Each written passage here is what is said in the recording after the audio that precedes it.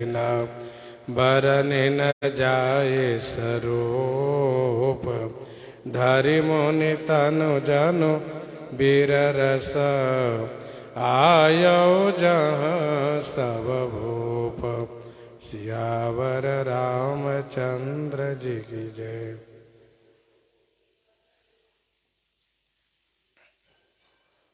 गोस्वामी जी महाराज पूर्व प्रसंग में वर्णन किए।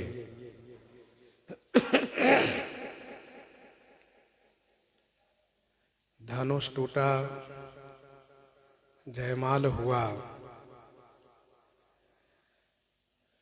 जनकपुरवासी, देवलोकवासी उत्सव में मगन हो गए। इसी बीच कुटिल राजा लोग अपनी कुटिलता का परिचय देना शुरू किए। श्री सीता जी को छीनने की बात करने लगे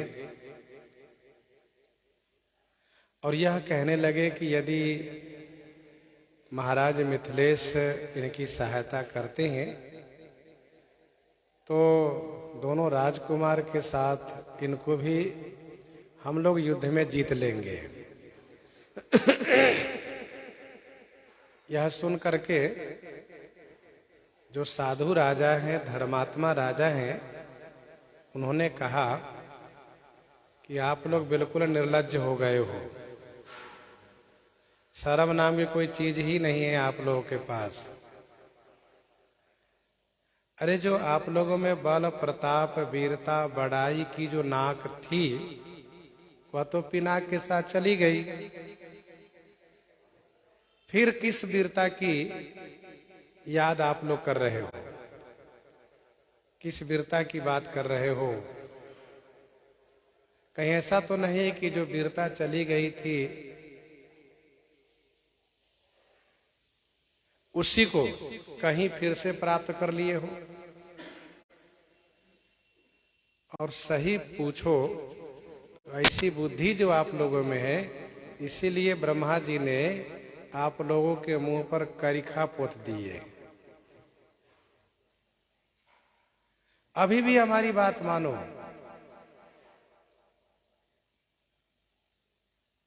ईर्ष्या, मद, क्रोध को परित्याग करो और नेत्र भर करके श्री राम जी का दर्शन करो। नहीं मानोगे मेरी बात तो लक्ष्मण जी की ओर देखो, वे गुस्से में आ रहे हैं। उनके क्रोध रूपी प्रबल अग्नि में जल के मरने के लिए फतिंगे मत बनो। उनकी गुस्सा से, उनके क्रोध से परिचित तो हो ही। अभी थोड़ी देर पहले उन्होंने जब क्रोध किया था तो भूकंप आ गया था। फिर भी तुम लोग इस तरह की बातें कर रहे हो तो उनका क्रोध फिर से प्रकट होगा। और तब भूकंप आया था और अब सब मारे जाओगे। साधु पुरुष का काम होता है कि जो गलत रास्ते पर जा रहा हो उसको उपदेश देना, उनको मार्ग पर लाने का प्रयास करना। जो गलत कार्य कर रहा हो उसको रोकना, यह साधु पुरुष का काम होता है। समाज में दो तरह के लोग हमेशा से पाए गए हैं। एक बुरे लोग होते हैं, उनकी विचारधारा बहुत बुरी होती है, और दूसरे वे समाज होते हैं जो अच्छे होते हैं, उनकी विचारधारा बहुत अच्छी होती है। तो अच्छे लोग जो होते हैं वे उन लोगों को समझाने का प्रयास करते हैं, भले माने ना माने उसकी मर्जी, लेकिन अच्छी बात अवश्य कहते हैं। श्री हनुमान जी महाराज रावण को बड़ी अच्छी बातें कह करके समझाते हैं। तो रावण कहता है कि तुम्हारी मृत्यु निकट में आ गई है, इसीलिए तुम मुझे समझा रहे हो। हनुमान जी ने कहा, देखो अच्छी बात कहने वाले की मृत्यु कभी निकट में नहीं आती है। मृत्यु उसके निकट में होती है जो अच्छी बात को न मानता हो। उल्टा हो यही कह हनुमाना, मति भ्रम तोर प्रगट में जाना। तो यहाँ पर ये साधु राजा हैं, अच्छे राजा हैं, इसलिए अच्छी बात कह रहे हैं। अच्छा देखो, जहां ये मनुष्यों की बात आती है कि मनुष्य लोग ऐसे हैं, अथवा अमुक गांव के लोग ऐसे हैं, अमुक क्षेत्र के लोग ऐसे हैं, जब उनकी बुराई वाली बात आती है तो उसमें ऐसा नहीं कि सब बुरे ही होते हैं। जो अच्छे होते हैं उनको सिर झुकता है, उनको कष्ट होता है। इसलिए वे चाहते हैं कि हम जिस क्षेत्र में रहते हैं, जिस समाज में रहते हैं, उस समाज में बुराई न हो, अच्छा ही बनी रहे। तो ये जो साधु राजा है, ये लोग सोच रहे हैं कि आखिर हम लोग भी तो राज समाज से ही है, हमारा संबंध भी राज समाज से ही है। अब ये लोग जो इस प्रकार की बातें कर रहे हैं तो कहीं न कहीं हम भी तो इसमें सम्मिलित माने जाएंगे। इसलिए हमें विरोध करना चाहिए। यदि हम बुरे विचार के पक्ष में नहीं हैं तो हम उसका विरोध अवश्य करें। साधु राजा कहते हैं कि जिस प्रकार से पक्षीराज गरुड़ की बलि को, उसके भाग को काग चाहना करे, तो काग की जो दुर्दशा होगी, चूंकि पक्षीराज हैं, समस्त पक्षियों के राजा हैं, और काग एक निम्न और निकृष्ट पक्षी है। पक्षी समाज में वह अधम पक्षी है। तो इसलिए यदि वह राजा के भाग की चाहना करता हो कि नहीं जो उसके भाग में वो मुझे मिल जाए, तो उसकी दुर्गति होगी। चूंकि दोनों पक्षी है, लेकिन एक पक्षी राज है और एक पक्षी है, वो भी अधम पक्षी है। साधु राजा के कहने का अभिप्राय यह है कि श्री राम जी चक्रवर्ती राजकुमार है। पहली बात ये ध्यान दो, तुम लोगों के भाग में चक्रवर्ती बनने का पुण्य नहीं है, तुम लोग इतने बड़े भाग्यशाली नहीं हो, तुम लोग क्यों नहीं चक्रवर्ती बन गए। तो श्री राम जी चक्रवर्ती राजकुमार है और भावी राजा यही है, क्योंकि बड़े राजकुमार है। तो चक्रवर्ती राजकुमार है और तुम एक किसी सामान्य छोटे देश के राजा हो, और जो विचारधारा तुम में है, जो विचारधारा तुम में है, उस विचारधारा से तुम्हारी अधमता प्रकट होती है, तुम्हारी नीचता प्रकट होती है। यदि काग की भी विचारधारा अच्छी हो जाए तो कोई जरूरी नहीं है कि काग की बुराई ही की जाए। काग समाज के लिए एक गौरव स्वरूप है। श्री कागभूसुंडी जी महाराज, एक तरफ काग की बुराई की जाती हो तो दूसरे तरफ कागभूसुंडी जी की पूजा की जाती है। एक बड़ा सुंदर संकेत है। किसी भी समाज में, किसी भी जाति विशेष में यह कोई जरूरी नहीं कि सब एक जैसे ही है। ना समझ लोग इस बात को समझ नहीं पाते हैं। जिस समाज की बहुत बुराई की चर्चा की जाती है, उसी समाज में ठीक से देखेंगे तो वहां एक से एक महान पूजनीय होंगे। तो पूजा तो होती है उनके कार्यों से, उनके गुणों से, उनके विचारधारा से। तो यदि काग चाहे कि गरुड़ का भाग हमें मिल जाए, खरगोश चाहे कि सिंह के भाग हमें मिल जाए, तो क्या दशा होगी दोनों की। सिंह बन के राजा है और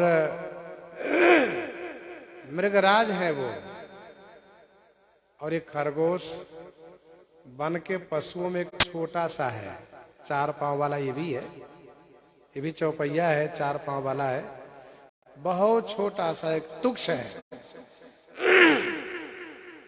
ये कंकर की चोट को भी बर्दाश्त नहीं कर पाता, उलट जाता है वो। और वो खरगोश यदि चाहना करे कि नहीं नहीं हम सिंह के भाग को पाएंगे। भाई देखो, अपनी जो एक क्षमता है, जो अपनी एक हैसियत है, जो एक अपनी औकात है उससे आगे बढ़ने के लिए दुस्साहस करना, ये उनका दोष है। अपनी क्षमता पर ध्यान रखें। यदि हमको वहां पर उस पद पर जाना है उसके लिए मेहनत करें और उस लायक बने तो फिर उसकी महिमा गाई जाएगी, वो उस पद पर जा सकते हैं। लेकिन केवल एक हिस्सा बस कि 4 पांव उसको है 4 पांव मेरा भी है, तो क्या हुआ, हम सिंह के भाग को लेंगे तो उसका परिणाम अच्छा नहीं होगा। जेमि चाह कुशल अकारण को ही सब संपदा चाहई शिवद्रोही। जिमि चाह कुशल अकारण को ही, अकारण को ही, अकारण माने निष्कारण, बिना मतलब के, बिना कारण के, बात बात पर क्रोध करने वाला, यदि वह कुशलता चाहता है तो उसको कुशलता नहीं मिलेगी। उनके परिवार के लोग उनसे दुखी रहते हैं, उनके अपने कहलाने वाले लोग भी उनसे दूरी बना के रहना चाहते हैं, यह सोच करके कि इनको तो बात बात पर गुस्सा आती है, बड़े क्रोधी हैं। जब देखो तब गुस्से में, कभी भी हंसते हुए, कभी भी प्रसन्न नहीं दिखाई देते हैं। जब देखो तब गुस्से में, उनकी भौएं चढ़ी रहती है, हमेशा भौएं टेढ़ी रहती हो, यह अकारण क्रोधी है। बड़ा सुंदर शब्द है अकारण कोई, कारण पा करके क्रोध सबको होता है, कारण पा करके क्रोध सबको होता है, लेकिन अकारण क्रोध होना यह अच्छी बात नहीं है। तो उसको कुशलता नहीं होगी, वह कुशल नहीं रहेगा। सब संपदा चाहे शिवद्रोही, भगवान श्री भोलेनाथ से द्रोह करके, भगवान श्री शंकर जी से विरोध करके सब प्रकार की संपदा चाहता हो तो उसको संपत्ति नहीं मिलेगी। शंकर प्रिय मम द्रोही, शिव द्रोही मम दास। ठाकुर जी कहते हैं कि तब भी उसको सुख शांति नहीं मिलेगी कि जो हरि हर में भेद मानता हो, और भेद ही नहीं बल्कि विरोध मानता हो। शंकर प्रिय मम द्रोही, शिव द्रोही मम दास, ते नर करही कलप भरी, घोर नरक महु बास। तो सब संपदा चाहे शिवद्रोही। देखो भाई, संपत्ति की प्राप्ति होती है भगवान शिव की कृपा से। कहने के लिए तो उनके पास कुछ भी नहीं है, उनके पास कुछ नहीं है, वे श्मशान निवासी हैं, फक्कर रूप में रहते हैं, भले कैलाश में रहते हो लेकिन वे बिल्कुल फक्कर सा ही जीवन जीते हैं। मसान के विभूति लपेट लेते हैं, मुंडों की माला पहने रहते हैं, सांपों को जहां तहां कान में, गले में, सिर में लगाए रहते, सिर पर जटा भी है, और कटी प्रदेश में कहा बाघंबर पहने रहते हैं। इस प्रकार के भोलेनाथ हैं। लेकिन वे जिन पर कृपा करते हैं वह महान धनवान हो जाता है। श्री शंकर जी की कृपा होने से भौतिक धन तो प्राप्त होता ही है, साथ साथ आध्यात्मिक धन भी प्राप्त होता है। लोक सुख तो मिलता ही है, साथ साथ परलोक सुख भी मिलता है। तो सब संपदा चाहे शिवद्रोही। एक बार ब्रह्मा जी भगवती श्री पार्वती जी को शिकायत की है, माता जी आपके पति बिल्कुल पागल है। श्री भगवती पार्वती जी ने कहा क्यों? कहा है बहुत बड़े अपने आप को दानी मानते हैं। ठीक है, दानी है ही है, इसमें कोई संशय नहीं है। लेकिन विडंबना यह है कि जिसके भाग्य में मैंने कुछ नहीं लिखा है उसको भी बहुत बड़े धनवान होने का वरदान दे देते हैं, और मैं तो परेशान रहता हूं उसकी व्यवस्था करने में। ये विनय पत्रिका में 4 पद में है, बाबरो रावरो नाह भवानी दानी बड़ो देत दये बिनु वेद बराई भानी जिनके भाग लीख लिपि मेरी सुखी नहीं निशानी तिन रंकन को नाक संवारत हम आयो नकवानी। तो कहने का भाव है कि भगवान शिव की पूजा से, कवितावली पढ़िए उत्तरकांड में, विनय पत्रिका में पढ़िए, गोस्वामी जी ने कहा कि क्यों परेशान रहते हो? अरे भगवान शिव को खुश करके और देव दुर्लभ संपत्ति क्यों न प्राप्त कर लेते हो? तो भगवान शिव से विरोध करने वाले को संपत्ति नहीं मिल सकती है। जिमे सुख लहाई न शंकर द्रोही चातक रटत तिरसायति वही। भगवान शिव से विरोध करने वाले को सुख नहीं मिल सकता। सब संपदा चाहे शिवद्रोही, नहीं मिलेगा सुख, उसको न संपत्ति मिलेगी।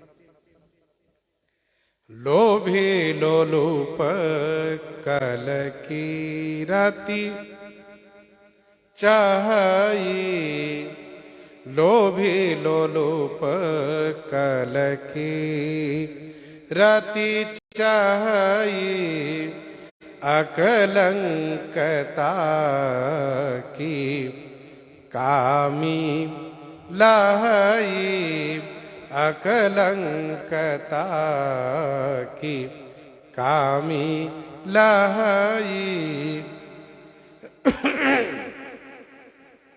लोभी लोलुप, लोभी वह जो दूसरे की वस्तु की चाहना करता हो, सब मुझे ही मिल जाए। लोलुप माने वह चंचल, लोलुप माने चंचल है। लोभी माने चाहना करना, लोलुप माने चंचल होना। कल कीरति चाहिए, कल माने सुंदर, कीरति चाहता है।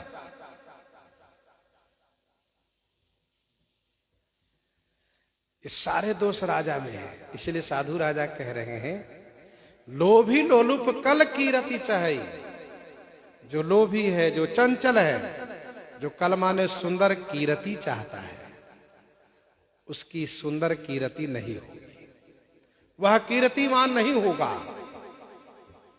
वह कलंकित होगा, उसकी बदनामी होगी। और अकलंकता की कामी लहाई, जो कामी है, जिनमें काम की प्रबलता है, विषय है, वह निष्कलंक नहीं रह सकता है। कलंकित जरूर होगा, उसको कलंक लगेगा। लोभी लोलुप कल कीरति चाही अकलंकता की कामी लहाई।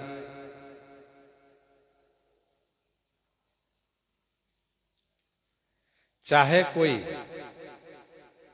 गुण का सागर क्यों न हो, बहुत बड़े चतुर क्यों न हो, यदि उसमें थोड़ा भी लोभ है उसको लोग अच्छा नहीं कहते। जिस प्रकार से सर्वांगीय सौंदर्यवान व्यक्ति, सर्वांगीय सौंदर्यवान व्यक्ति वह सुंदर तब नहीं कहलाता है जब उसके शरीर में कहीं कुष्ठ हो जाता है, वह सौंदर्य नहीं, सुंदर नहीं कहला सकता। गुण सागर नागर नर जोई, गुण सागर नागर नर जोई अलप लोभ भल कहई न कोई, गुण सागर नागर नर जोई, अलप लोभ भल कहई न कोई। अल्प लोभ हो तब भी उसको कोई अच्छा नहीं कहता है, और जो दिन रात दूसरे की संपत्ति को ही अपना मानते फिरता है, सब हमारा ही है, अब इसके बाद हमारे तो होने वाला है, और उसे नहीं बना तो फिर कोर्ट में चले गए, मुकदमा कर दिए, केस कर दिए। अब वकील उनको ढाढ़स बंधा रहे हैं, मन ही मन में प्रसन्न है, ये सब मुझे ही मिलने वाला है। जो दूसरे की संपत्ति को अपना मानता हो और चाहना करता हो,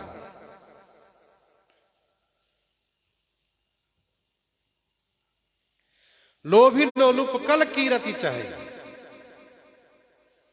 ध्यान दीजिएगा, एक व्यक्ति को यहां पर चाहे जितना बड़ा साम्राज्य क्यों न प्राप्त हो जाए, वह भूलोक ही नहीं अपितु स्वर्ग के भी अधिपति क्यों न बन जाए, लेकिन उसकी चाहना का अंत नहीं होता है। जिमि प्रति लाभ लोभ अधिकाई, लोभ की वो विडंबना है कि जितना मिलता जाता है उतनी ही चाहना बढ़ती जाती है। लोभ समाप्त कैसे होगा?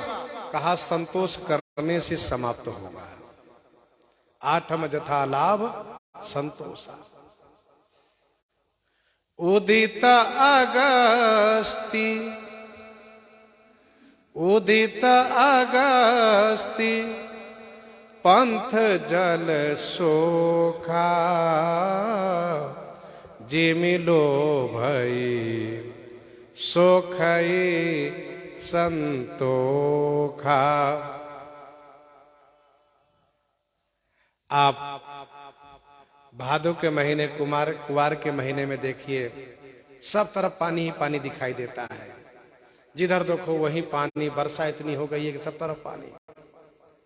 लेकिन जैसे ही अगस्त नाम के तारा उदित होते हैं आकाश में, वो देखते देखते देखते देखते खटाखट फटाफट सब पानी सूख जाता है, पता नहीं चलता पानी कहां चला है। अगस्त नाम के तारा के उदित होने से सारे जल सूख जाते हैं। वैसे ही जीवन में चाहे जितना भी लोभ बढ़ा हुआ हो, जिस दिन संतोष रूपी अगस्ती तारा उदित होता है, उस दिन सारा लोभ सूख जाता है। जिमि लोभई सोखई संतोषा।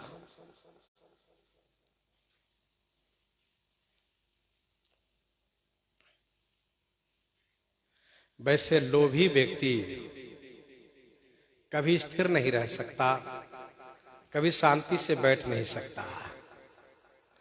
गोस्वामी जी महाराज ने लिखा है विनय पत्रिका 235 में, सदा मलिन पंथ के जल ज्यों, सदा मलिन पंथ के जल ज्यों, कबहु न हृदय थिरालो।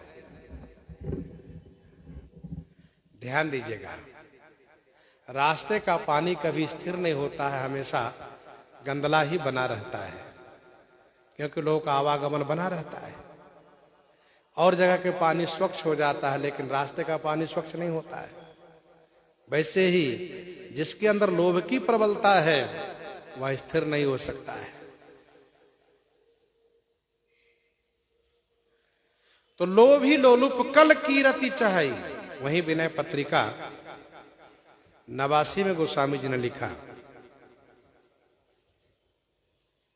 89 में गोस्वामी जी ने लिखा, लोलुप भ्रमत गृह पशु ज्यों, जहां तहां सिर पद त्राण बजई।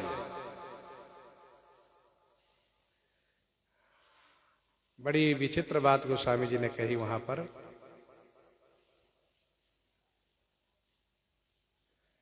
लोलुप व्यक्ति कुत्ते की तरह द्वार द्वार पर भटकता रहता है,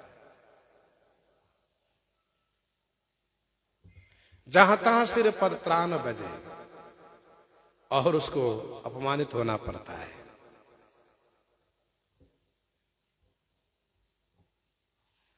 चंचल चरण लोभ लगे लोलुप द्वार द्वार जग भागे। त्यों न राम आश्रमण ही चलत कबहू भयो न श्रमिता भागे। तो लोभी लोलुप कल की रति चाहे। जो लोभी है वो लोलुप भी है, उसमें चंचलता होती है।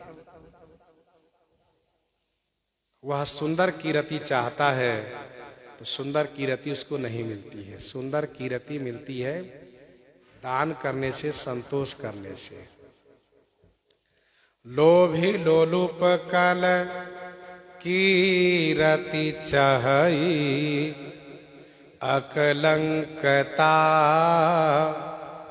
की कामी लहई। कामी कभी निष्कलंकता नहीं प्राप्त कर सकता। काम बात कफ लोभ अपारा क्रोध पित्त नित छाती जारा। प्रीति करई जो तीन्यों भाई उपजय सन्य पाद खुदाई। काम क्रोध मद लोभ सब नाथ नरक के पंथ। सब परिहरि रघुवीर ही भजहु भजहि जहि संत। दोहे में कहा तजी ईर्ष्या मद मोह। फिर इसके बाद लोभ, काम और क्रोध। जिम चाह कुशला कारण को ही क्रोध। यहां पर लोभ और काम अर्थात खड विकार का नाम यहां लिया गया। खड विकार को परित्याग करो। साधु राजा कहते हैं खड विकार को परित्याग करो। तो अकलंकता की कामी लहई। कामी कभी निष्कलंकता नहीं प्राप्त कर सकता। श्री विभीषण जी महाराज कहते हैं जो आपन चाहे कल्याणा सुजस सुमति शुभ गति सुख नाना। सो पर नारी लीलार गोसाई तजौ चौथी के चंद की नाई।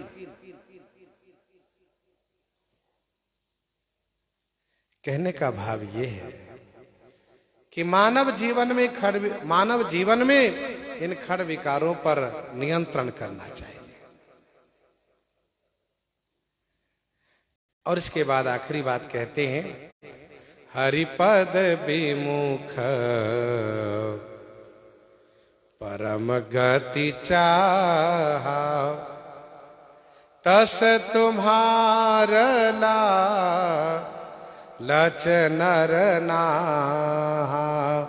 तस तुम्हार लालच नर नाहा। हरिपद विमुख परम गति चाहा। तस तुम्हार लालच नर नाहा।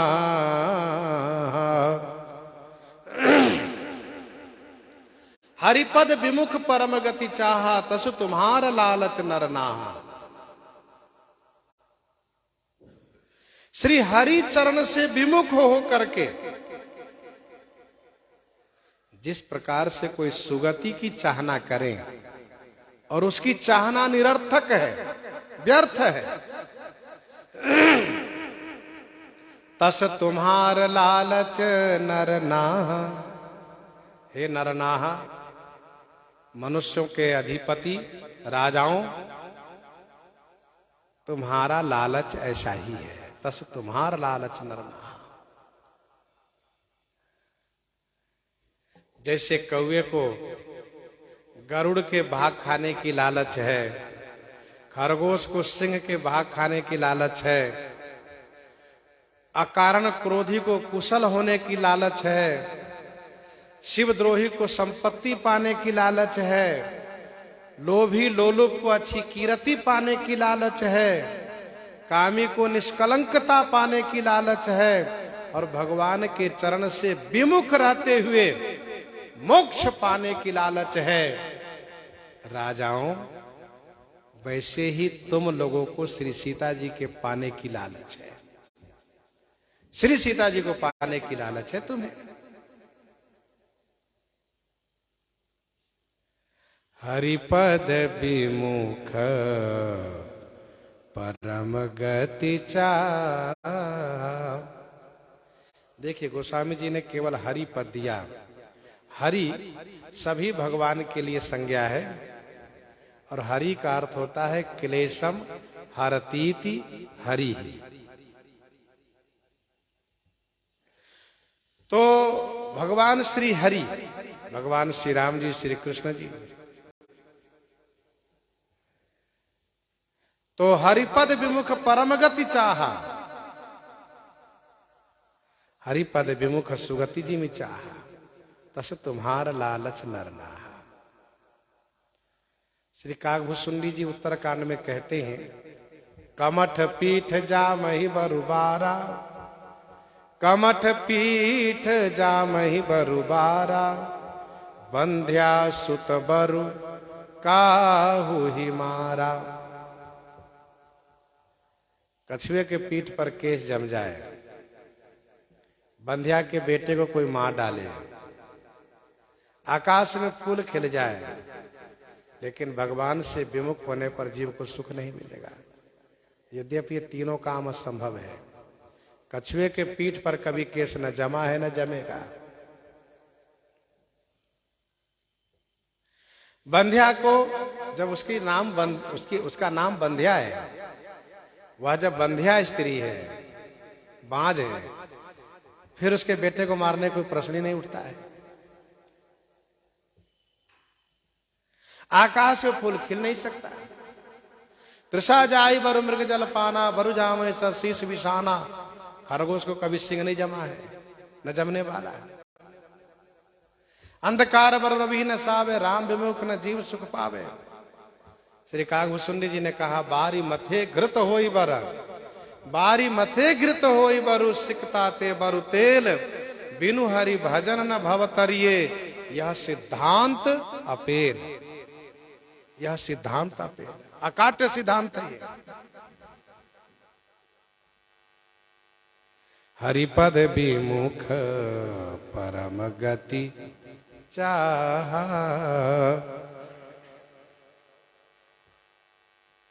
दोहावली 20 में गोस्वामी जी ने लिखा, एक मनुष्य को स्वर्ग जाने की इच्छा हुई और उसने पता किया तो पता चला कि स्वर्ग ऊपर है। सोचा स्वर्ग में जाऊं कैसे। तो उसने देखा कि बादल घिराया, वर्षा होने लगी।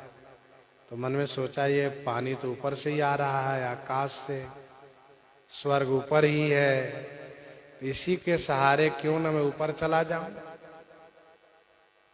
तो वह वर्षा में खड़ा हो गया ऊपर जाने के लिए। तो किसी समझदार ने देखते हुए कहा, तुम बड़े बेवकूफ हो, जो स्वयं नीचे आ रहा तुम्हें ऊपर कैसे ले जाएगा। इसी बात को गोस्वामी जी ने दोहावली 20 में कहा, राम नाम अवलंब बिनु,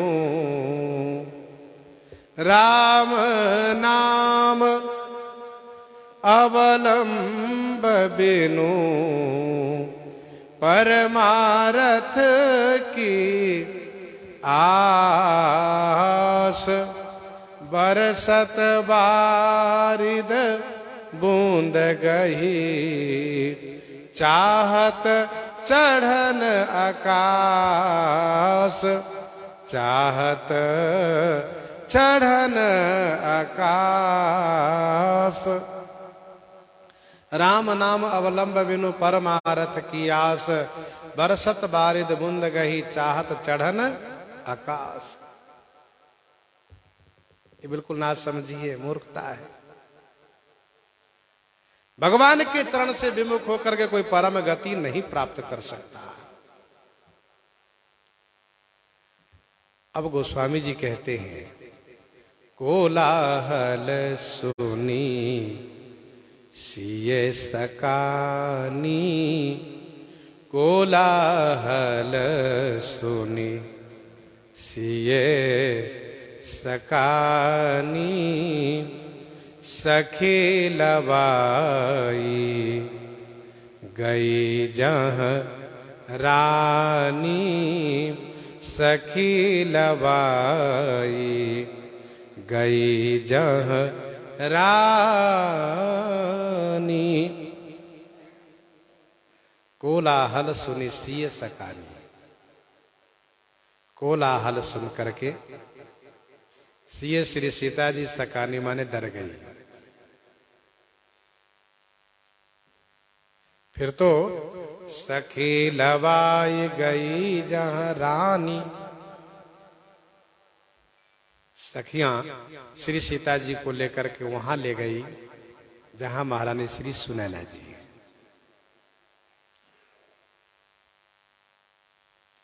कोलाहल सुन सिए सकानी, कोलाहल माने खलबली, हलचल, शोरगुल सुन करके श्री सीता जी सकानी माने डर गई, भयभीत हो गई। क्योंकि उसमें एक तरफ से आवाज आई है, लेहु चढ़ाई सिए कह को। श्री सीता जी एकदम से डर गई, कहीं ऐसा न हो कोई आ न जाए और मुझे छू न दे। जबकि ऐसा संभव नहीं है, किसी की हिम्मत नहीं है कि श्री राम जी और लक्ष्मण जी के रहते हुए श्री सीता जी को छू दे। तो श्री सीता जी डर गई हैं। डरी हुई श्री सीता जी को देख करके सखियां तुरंत उन्हें महारानी जी के पास लिवा ले गई।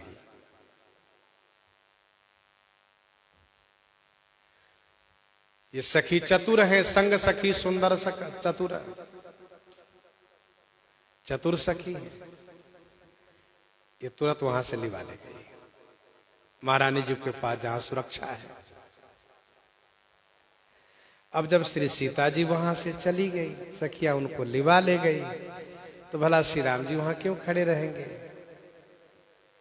तो राम सुभाए चले गुरु पाही, राम सुभाए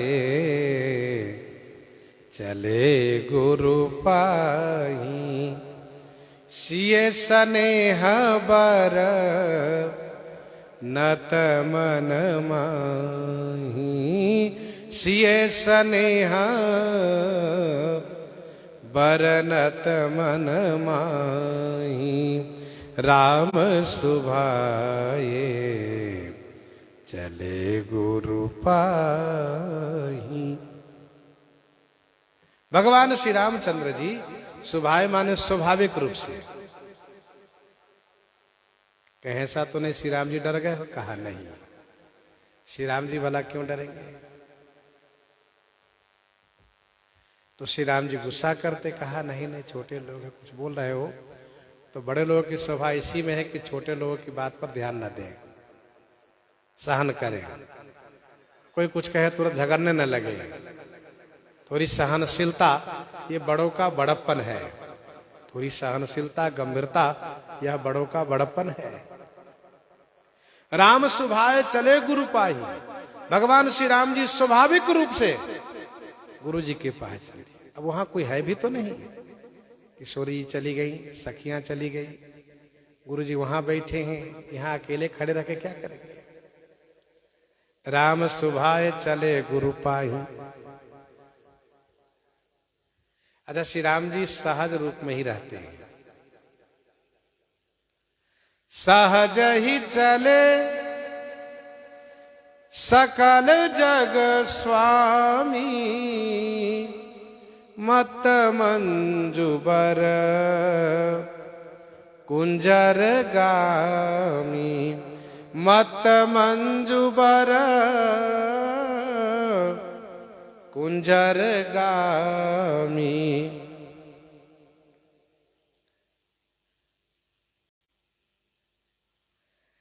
भगवान श्री राम जी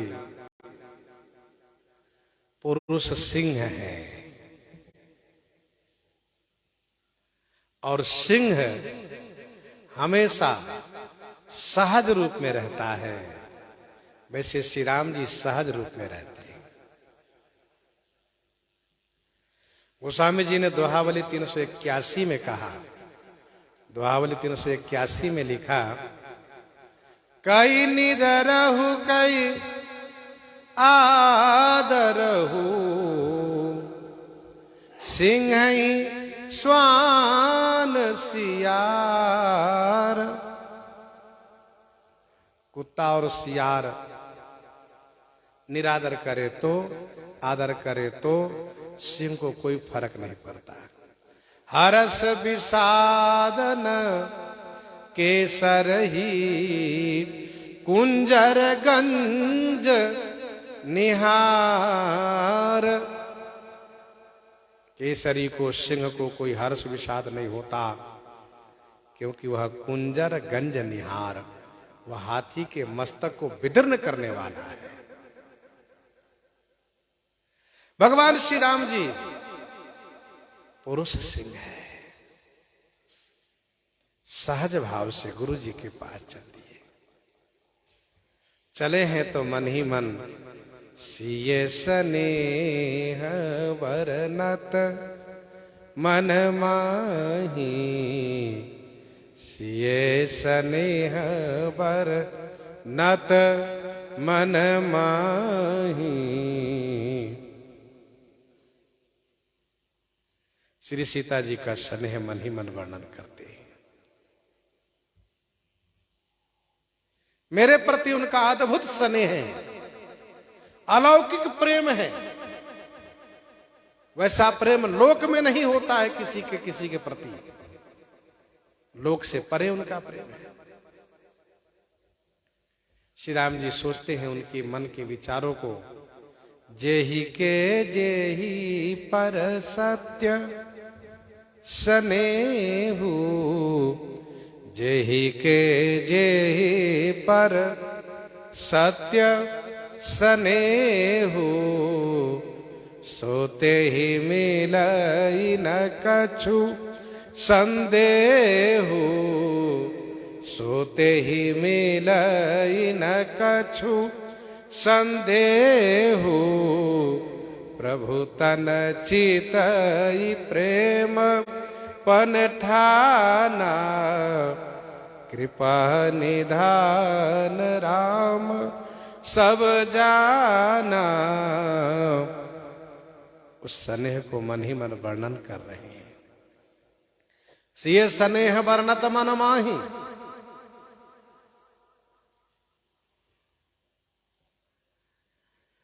वैसे यह स्नेह कहने का विषय नहीं है, मन ही मन वर्णन कर रहे हैं। और वैसे भी यह स्नेह अकथनीय है, अनिर्वचनीय है, अकल्पनीय है, इसलिए मन ही मन वर्णन कर रहे हैं, शब्द से उसका प्रकट नहीं कर रहे हैं। राम ही चितई भाई जेहि सिया, राम ही चितई भाई जेहि सिया, सो स्नेह सुख नहीं कथनिया। सिए स्नेह बरनत मन माही, और रानी न सहित सोच बस सिया, रानी न सहित सोच बस सिया। अवधौ विधि काह करनिया, अवधौ विधि काह करनिया। रानी ने सहित सोच बस सिया, रानियों के साथ श्री सीता जी सोच के बस में है, चिंतित है। क्यों कहा? इसलिए एक तो पहले समस्या ये थी कि धनुष नहीं टूट रहा था, और जब धनुष टूट गया तब भी समस्या खड़ी हो गई। अब धौ माने न जाने, विधि ही काह करनिया, अब ना जाने विधि ही ब्रह्मा जी क्या करने वाले हैं। वाह, अब ना जाने ब्रह्मा जी के मन में क्या है, क्या सोचे हैं, ब्रह्मा जी क्या करने वाले हैं, ये समझ में नहीं आ रहा है।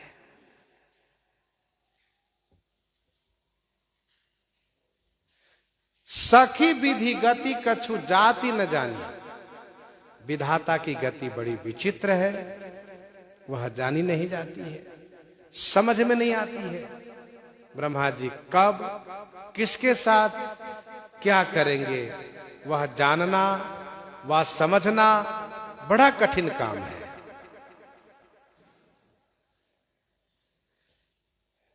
समस्त रानियों के साथ श्री सीता जी चिंतित हैं।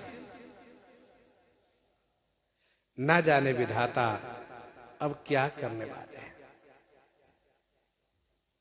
और भूप बचन सुनी इत उत तकहि, भूप बचन सुनी इत उत तकहि, लखन राम डरबो ले न सकहि, लखन राम डर बोले न सकहि, भूप बचन सुनी इत उत तकहि।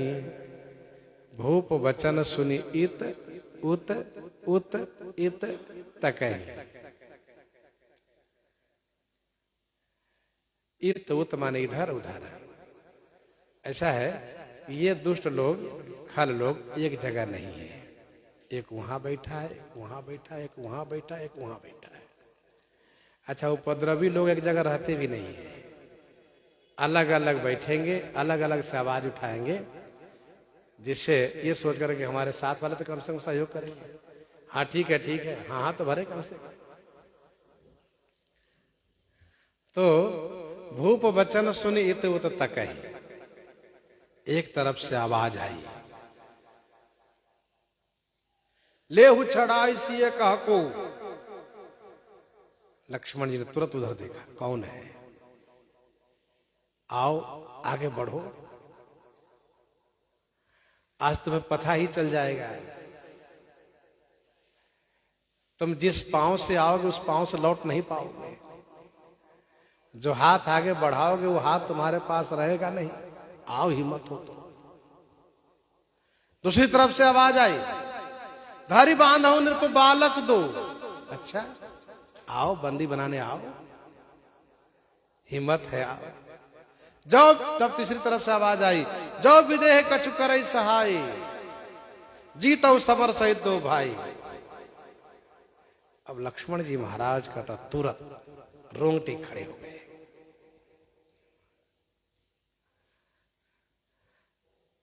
पर श्री लक्ष्मण जी महाराज गंभीर हैं, सोच रहे हैं बोल रहा है ना, बोलने दो, आगे बढ़े तब उसका जवाब दूंगा।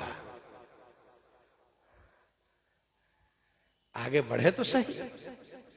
वो स्वामी जी कहते हैं, भूप वचन सुनी इत उत तकहि,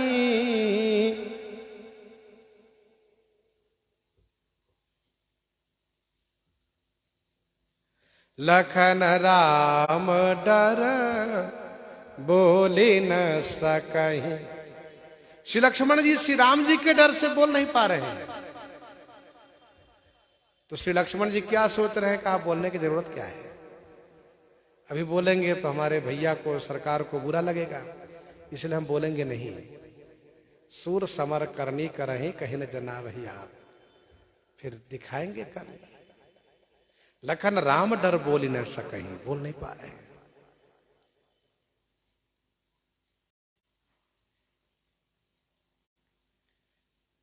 प्रश्न उठता है कि श्री मिथिलेश जी महाराज के वक्तव्य पर तो श्री लक्ष्मण जी तुरंत बोल दिए, बिना बोले उनका मन नहीं माना। कहीं न सकत रघुवीर डरा लगे बचन जनु बाण, कहीं न सकत रघुवीर डरा लगे बचन जनु बाण। नाई राम पद कमल सिरा, बोले गिरा प्रमाण। तो फिर अब क्यों नहीं बोल रहे हैं? तो इसका समाधान ये है कि तब श्री मिथिलेश जी के वक्तव्य पर बोलना श्री लक्ष्मण जी के वीरता की शोभा थी। श्री लक्ष्मण लाल जी की वीरता की शोभा थी। वीरोचित वक्तव्य श्री लक्ष्मण जी ने दिया, और अब कहे तुच्छ राजा लोग बोल रहे हैं। यहां पर बोलना वीरता की शोभा नहीं है। बंदी जनों ने कहा था इसी स्वयंवर भूमि में, नृप भुज बल विधु शिव धनु राहु, गरुड़ कठोर विदित सब काहू। लक्ष्मण जी कोई बुरा नहीं लगा, ठीक है, कहा कहने दो। परंतु श्री जनक जी ने जब कहा वीर विहीन मही मैं जान, उनको बुरा लग गया।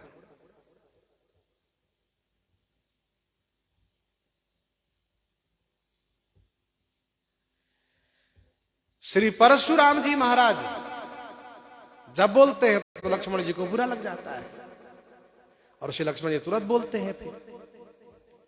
तो श्री लक्ष्मण जी इस बात पर भी ध्यान रखते हैं कि कहां बोलना आवश्यक है और कहां बोलना उचित नहीं है। इस बात को ध्यान रखते हैं। गुस्सा आती है पर नियंत्रण में रखते हैं अपने आप को।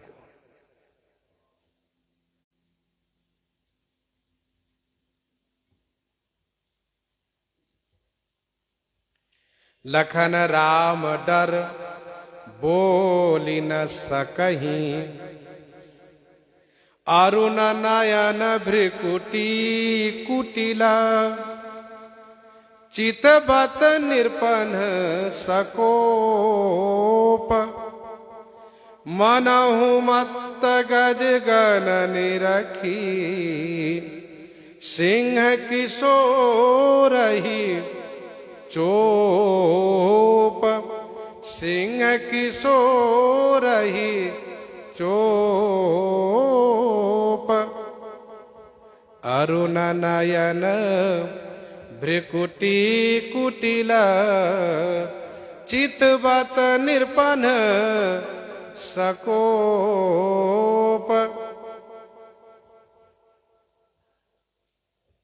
अरुण नयन भ्रिकुटी कुटिला, चितवत निर्पन सकोप। अरुण नयन, नयन माने नेत्र, अरुण माने लाल हो गए हैं। भ्रिकुटी माने भौं है, कुटिल माने टेढ़ी हो गई है। तो श्री लक्ष्मण जी निर्पन सकोप चितवत, जहां से आवाज आ रही है उस राजा की ओर, उस राजा पर सकोप माने कोप भरी दृष्टि से देखते हैं, बहुत गुस्से में देखते हैं। यदि तुम वहां से उठे, आगे बढ़े, भले उठकर खड़े हो लेकिन आगे बढ़े, तो तुम्हें चलने लायक नहीं रहने दूंगा। बड़ी गुस्से में देख रहे हैं। चितवत निर्पन सकोप, ठीक वैसे ही। कैसे? कहा मन हो मत गज गन निरखी, सिंह किशोर ही चोप। मन हो मानो मत गज गन निरखी, मतवाला हाथी समूह को निरखी माने देख करके। सिंह किशोर ही चोप, सिंह किशोर ही माने सिंह किशोर को। किशोर उसको कहते हैं जो प्रारंभिक युवा है। अब युवा अवस्था ही प्रारंभ होने वाली है, तो किशोर में उत्साह ज्यादा होता है। 18 वर्ष की अवस्था तक किशोर कहा जाता है, और किशोर के बाद युवा अवस्था। तो सिंह किशोर, सिंह का किशोर, राज किशोर। मनहु मत्त गजगन निरखी, सिंह किशोर ही चोप। चोप माने उत्साह से देख रहे हो, मानो मतवाला हाथी समूह को देख करके सिंह किशोर को चोप माने उत्साह हो रहा हो, उमंग आ रहा हो, आओ बढ़ो, सबका मस्तक विदीर्ण करूंगा, सबकी खोपड़ी फोड़ूंगा। अरुण नयन भ्रिकुटी कुटिला चितवत निर्पन सकोप। श्री लक्ष्मण जी महाराज पूर्ण गुस्से में, पूर्ण रोष में है। नेत्र लाल है, भौं है टेढ़ी है, क्रोध युक्त देख रहे हैं राजाओं की ओर। मानो मतवाला हाथी समूह को देख करके, निरखी माने देख करके सिंह किशोर को चोप माने उत्साह हो रहा हो।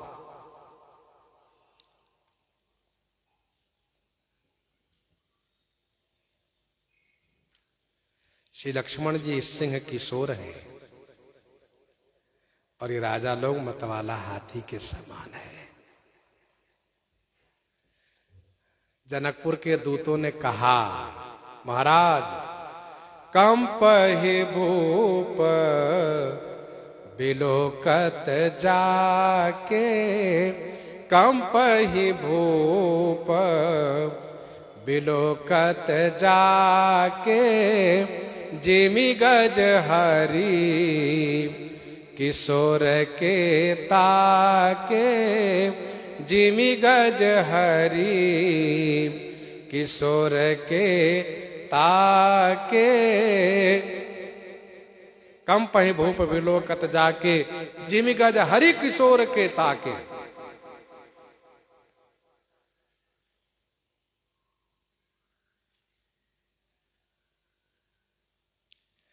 प्रश्न ये उठता है, क्या मतवाला हाथी समूह को देख करके सिंह किशोर वार नहीं करेगा, उस पर आक्रमण नहीं करेगा, शांत रह जाएगा? यदि नहीं वह वार करेगा, आक्रमण करेगा, तो फिर श्री लक्ष्मण जी क्यों शांत रह गए, क्यों बैठे रह गए, आक्रमण क्यों नहीं किए? तो इसका समाधान ये है कि उत्प्रेक्षा अलंकार है। मनहु मानो, ऐसा है नहीं, ऐसा मानो। मनहु मत गजगन रखी, सिंह किशोर ही चोप। जैसे उतरुण देई दुसहरिस रूखी, उतरुण देई दुसहरिस रूखी, मृगन ही चितव जनु बाघिन भूखी। भला भूखिन बाघिन हिरण को देख करके क्या मान जाएगी? नहीं, वहां भी उत्प्रेक्षा अलंकार है। जैसे भूखी बाघिन मृग समूह की ओर देख रही हो, उसी प्रकार से वहां अयोध्या कांड का प्रसंग है। और यहां पर श्री लक्ष्मण जी राजाओं की ओर वैसे ही देख रहे हैं जैसे कि सिंह किशोर हाथी समूह की ओर देख करके उत्साहित हो रहे हो। हाँ, ये जरूर है, इतना अवश्य है कि यदि मौका मिला, यदि अवसर मिला, तो जैसे अकेले सिंह किशोर समूह हाथी में प्रवेश करके, कूद करके और सबके मस्तक को विदीर्ण कर देता है, वैसे ही श्री लक्ष्मण जी अकेले ही कूद जाएंगे इन राज समाज में, राजाओं के बीच, और अकेले ही सबको छक्का छोड़ा देंगे, सबको समाप्त कर देंगे। गोस्वामी जी कहते हैं, बड़ा कोलाहल है रंगभूमि में, बहुत खलबली सी मची है। खर भर देखी बिकल पुर नारी, खर भर देखी बिकल पुर नारी, सब मिली देहि महीपन गारी, सब मिली देहि महीपन गारी।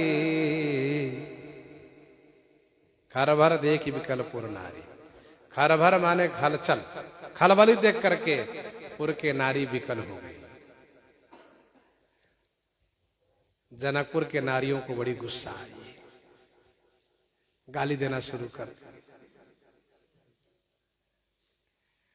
वैसे विवाह में मंगल गीत होता है, गीत तो गा रही थी, लेकिन अब गुस्सा लगी तो गीत की गाली शुरू हो गई,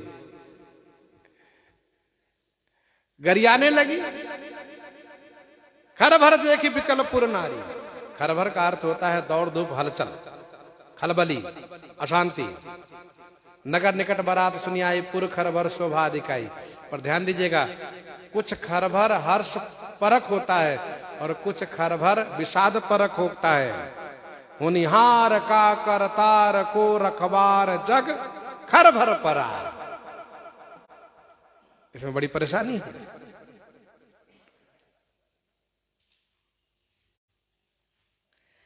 अच्छा, रानिन सहित सोच बस सिया। रानियों के साथ श्री सीता जी चिंतित है, सोच के बस है।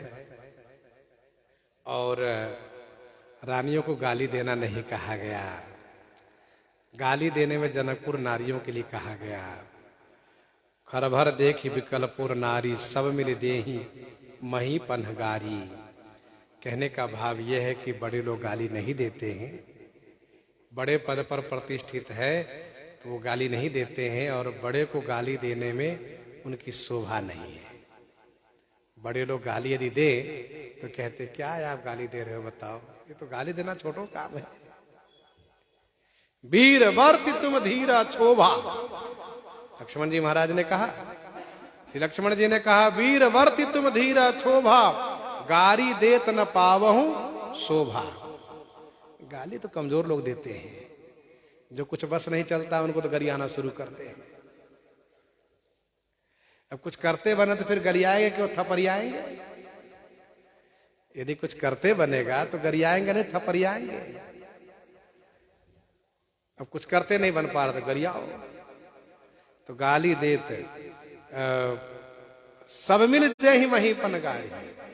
अभी सभी नारियां मिलकर गरिया रही हैं। गोस्वामी जी महाराज गाली को प्रकट नहीं किए, क्योंकि गाली में शब्द अमर्यादित होता है, तो अमर्यादित शब्द का प्रयोग उचित नहीं लग रहा है। फिर भी गोस्वामी जी ने गीतावली बालकांड 93 पद में कहा, देखे नर नारी कहई, देखे नर नारी कहई, साग खाई जाए माई, बाहू पीन पावरनी, पीना खाई पोसे हैं। जनकपुर की नारियां कहती हैं राजाओं को देख करके, ये जो बाह फुलाए मोटे मोटे हो, सोचते हो कि हमारी भुजा में बल है? कुछ नहीं, बल नाम कुछ नहीं है। केवल बाहू फुलाए हो, पेट फुलाए हो। तुम्हारी मैया, तुम्हारी मैया साग पत्ती खा करके तुम्हें पैदा की है। अब देखो, एक संकेत भी है, पत्तीदार सब्जी में, हरी पत्ती के सब्जी में शक्ति अधिक होती है, लेकिन ये कोई जरूरी नहीं है कि विशेष शक्ति का मतलब वह मजबूती भी हो। तो जनकपुर की नारियां कहती है कि तुम्हारी माई, जिसको बढ़िया सब्जी खाने को तो मिला नहीं, तो ये घास वाली साग खा करके तुम्हें जन्म दिया। साग खाई जाए माई, और तुम फिर मोटा कैसे गए?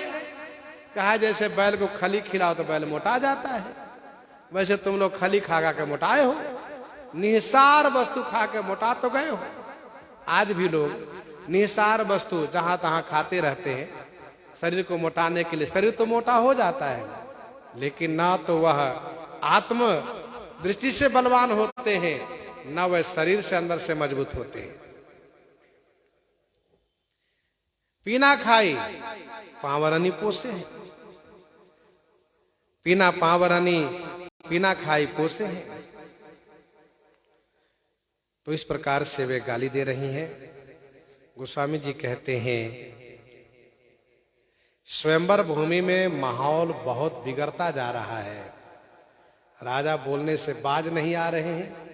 लक्ष्मण जी को गुस्सा लग रही है, और यदि कोई राजा एक कदम आगे बढ़ा दिए तो युद्ध शुरू होगा, और फिर जब युद्ध शुरू होगा तो फिर कौन किसको देखता है?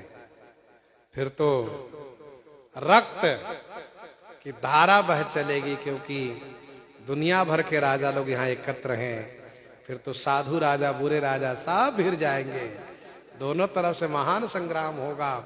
जहां पर ये धनुष टूटा है भगवान श्री सीताराम जी का मंगलमय विवाह हुआ है, जयमाल हुआ है, और वहां खून खराबा हो यह गोस्वामी जी को बिल्कुल पसंद नहीं है। इसलिए उसी समय में आ जाते हैं श्री परशुराम जी भगवान। और परशुराम जी भगवान के आने से समाज का माहौल एकदम से परिवर्तित होता है, और कैसा प्रभाव पड़ता है श्रवण हम लोग आगे करेंगे। प्रसंग को यहीं पर हृदयांगम करते हुए आइए श्रवण करते हैं श्री भक्तमाल जी से।